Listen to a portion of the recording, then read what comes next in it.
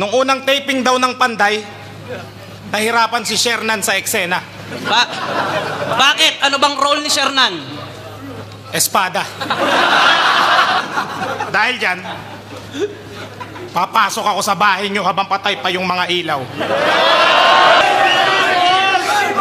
Makikiinom ako kahit hindi ako nauuhaw. At ikaw, buburahin ko lahat ng channel sa TV nyo.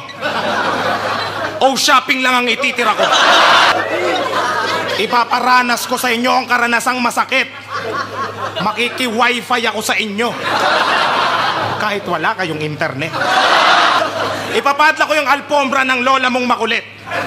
Yung anak mo, isusugod ko sa ospital kahit wala namang sakit. Magsasaksak ako ng charger sa iyong muka. Magsasaksak ka ng charger? Oo, tignan mo, may extension sa baba.